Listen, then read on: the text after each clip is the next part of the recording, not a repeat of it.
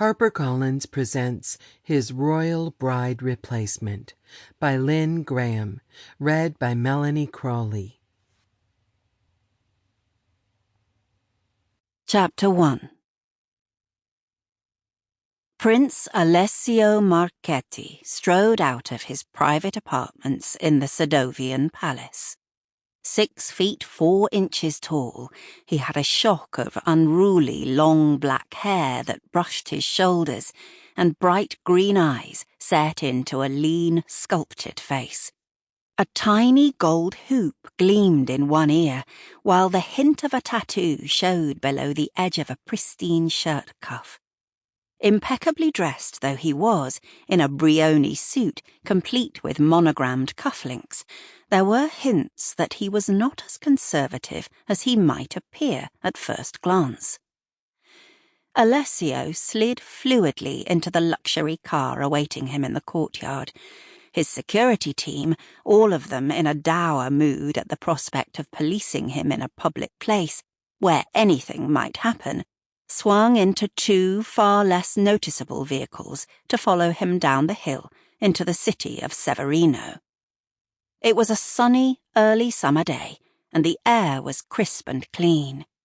Alessio braked to avoid the morning parade ground activities of the household guard out front before angling the car deftly over the bridge that led down into the town. Picturesque as any postcard with colourful window boxes and quaint, narrow buildings with steep roofs, the streets were busy. Tourist numbers were down, though, because many of their country's visitors had picked their holiday dates to coincide with Alessio's wedding and its accompanying festivities, which were due to take place in 2 weeks' time. The wedding would soon be followed by an equally grand coronation, at which Alessio would ascend the throne alongside his future consort, Princess Graziana of Ibolz, an island nation off the coast of Sedovia. Alessio, meanwhile, was dreading the wedding with every fibre of his being. He was almost 28 years old, and he had always known he would have to marry young. He could not become king until he was married and in a position to provide an heir. It was just Graziana, a perfectly nice woman, he reminded himself, who he had known since he was 10, although they had not met that often during their childhood, and neither of them had sought each other out as adults. Sadly, Graziana had no sense of humour, he reflected uneasily. She was also short-tempered with the staff and given to childish tantrums if challenged, but he could handle that, he hastily assured himself. It would be a modern-day marriage of convenience. Just like his parents, they would marry, eventually produce a royal heir, and then discreetly go their separate ways. Duty done.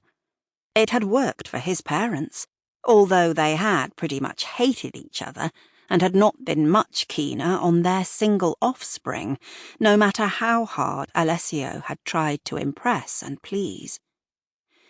A vague memory of gathering flowers for his mother assailed him. She had thrust them away in absolute horror lest the pollen from the stamens stain her dress.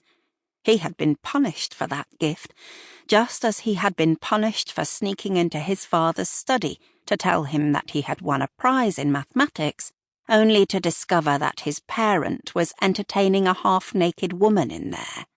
No, neither of his parents had liked him much.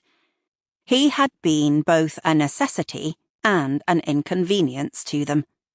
Neither of them had enjoyed the intrusion of a noisy little boy in their sophisticated, separate households, and they hadn't warmed to him any better when he'd tried to be quiet and studious instead. That he had gone off the rails as a teenager had been almost inevitable. Hence the long hair, the tattoos, the earring, the ultra-defiance of the adolescent years. His reputation as an international playboy had, for a handful of years, been equally stellar. His mother had rolled her... Sample complete. Ready to continue?